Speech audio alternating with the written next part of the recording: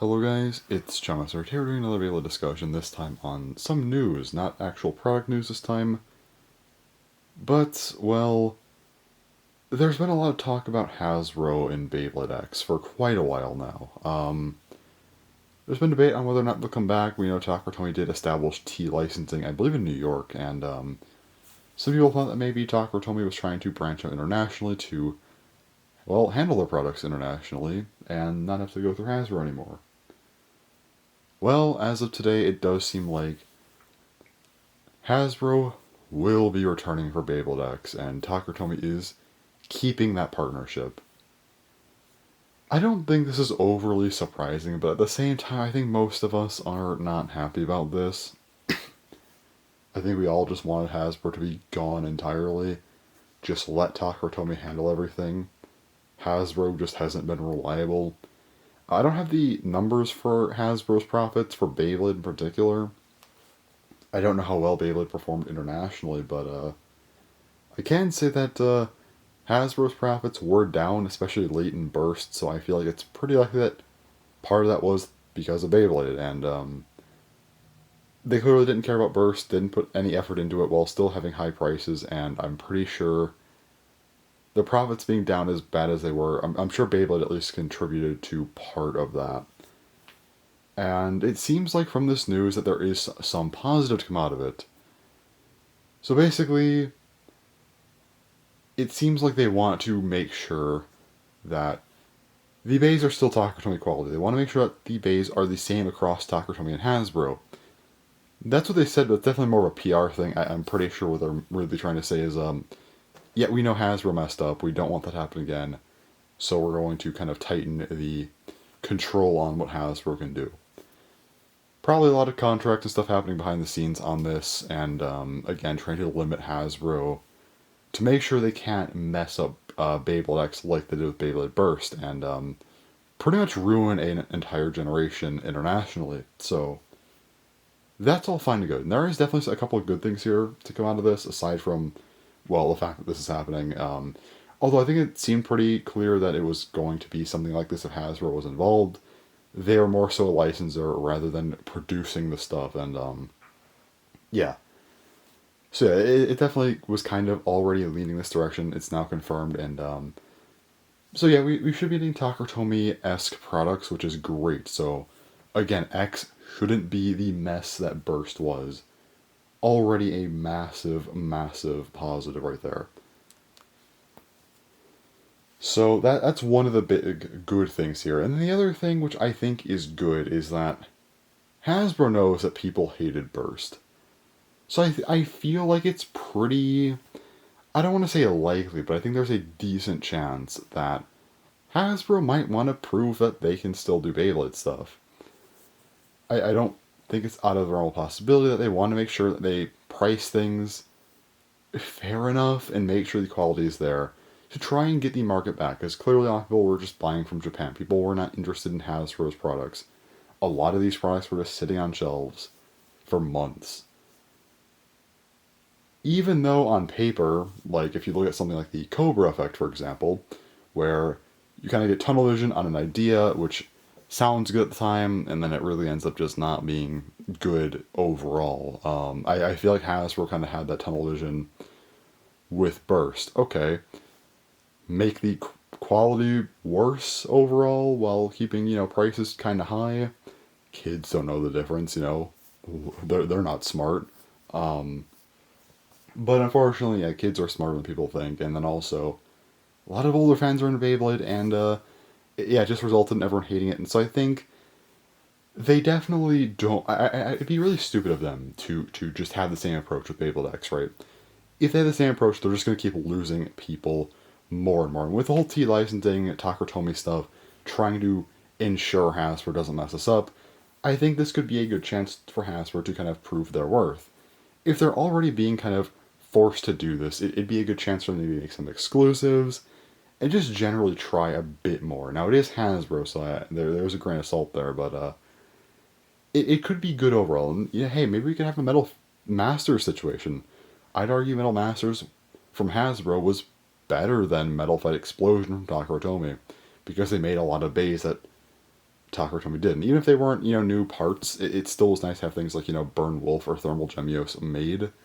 So it's definitely up in the air on how this will go, but I do think that there are some good things, again, with T licensing / Takara really making sure to bring down the hammer on Hasbro, and also the potential that Hasbro might actually, learn a little bit from Burst's failure. I don't know how much they're going to learn, but, we could hope if they're going to be involved with Beyblade anyway. Now, with all that said, there's a lot of good things to say, but there are two things I am genuinely worried about, because there's still a good chance that Hasbro just doesn't care and still keeps their antics. And while, yes, they will be under much, much stronger restrictions by Takara, they can still potentially get away with stuff. While there's probably going to be contracts, there are always loopholes in contracts. There's always going to be some small thing that probably wasn't directly stated in a contract that they're going to use to their advantage. And there are two big ones I want to bring up. First up, materials. While it did mention the fact that materials should be the same, I am a little worried about how they'll use these materials. Okay, even if they have to be the exact same materials. Like, on screen I've had Horror Suit and Drawn Sword here just to have something to look at, but, Drawn Sword, they can have all the same materials, but how much will they use? And while it said the weight has to be the same, does everything have to be perfect? Can they skip out on something somewhere, just a little bit? Maybe the materials are technically the same, the weight's the same, but maybe the quality of the materials is just slightly worse. There's a lot of stuff I can get into with exact materials. I'm not going to go into like every little detail here, but just saying that, like, they can definitely make materials worse overall, even if they're technically using like the same plastic, the same metal, with the same amount to make sure the weight's there. They can still mess it up. And when you look at something like Pro Series, they definitely kind of mess up a little bit. The overall quality / durability of the bays were worse, and also Beyblade X, even from the Takara side, already has some durability issues. Now, I will say, I think on both sides here, Beyblade X and also Pro Series, I think the durability stuff is heavily overblown. More so with Pro Series. I think X, it's overblown, but they are there. And then Pro Series, I definitely think Pro Series stuff was very much overblown, and I don't get why some people were so adamant about saying it was significantly worse when they were clearly just trying to like shred the teeth. But that's neither here nor there. Let's just get into the problem. It's that if the quality is just a little bit worse, if they skip out on something, just, it's slight enough to where it doesn't break the contract, but it can still have an impact. With X already having somewhat questionable durability, making it even just a little bit worse, I think, could be genuinely problematic here. So it is a big concern of mine in how they might try to abuse a contract to try and ensure that they can still cheap out in any way that they can. And also, they probably can't cheap out as much, so my other big concern here is pricing. This is definitely my biggest concern, because I think that, I think the quality will probably end up alright, again, with Takara being how they really, they really, really want to not let Hasbro mess this up, from what it seems. So even if the quality is fine, I don't think the prices will be.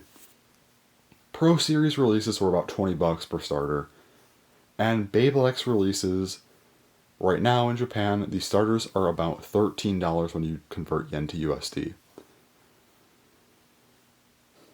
In Japan, Beyblade Burst products were, I'd say starters were about, $15 or so, especially like GT era starters. And they were definitely charging more than that here in the States, and these were products that were like 3 years old. While they won't be 3 years old, it's still things we've already gotten, and they're the same. I just don't trust Hasbro on the pricing here. That's going to be a very big concern. I could definitely see them sticking to the $20 model for pricing. If that's the case, I'm honestly not buying it, because that markup is terrible.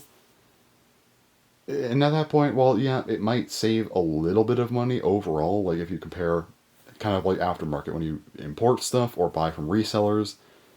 Generally, starters are going to be close to the $25 range. or maybe lower, like, 20, 23, 25, I would say somewhere between there.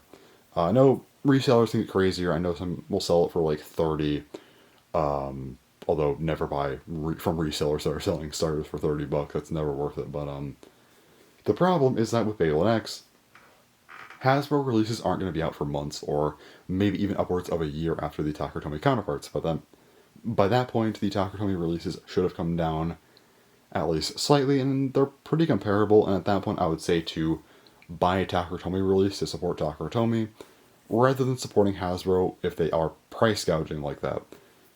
However, if they do stick to a normal pricing range, like let's just say $15, then it's fair enough. And if we somehow, by some miracle, have decent quality that's at least really, really close to Takatomi, if not just the same, with decent pricing, then Hasbro, they actually get a pass for once. But we'll see if that happens. I just want to talk a little bit about Hasbro and some of the good and bad from what I'm seeing here. And well, I guess there's nothing bad from what I'm seeing. It's just some worries about, well, Hasbro being Hasbro. So anyway, just a quick video. Well, not that quick, but still, just a somewhat shorter video, I guess, on the whole topic of Hasbro being back for X. Overall, I'm feeling okay about this news. Would have liked Hasbro to just be completely gone, never to be spoken of again. But if they are back, it does seem like it seems like Takatomi has a decent leash on them now, which is good. They can't do what they did with Burst. They can't screw this up to that extent, at least as far as we know. So let's just hope that it goes well. I mean, if Hasbro's here, I don't want to wish them poorly. I'd rather them actually do well, so we can actually have an international scene for Beyblade this time and not have to endure basically only having to import things because, Hasbro Burst was, well, Hasbro Burst. So anyways, that's all for this video, so yeah. Thanks for watching, and bye-bye.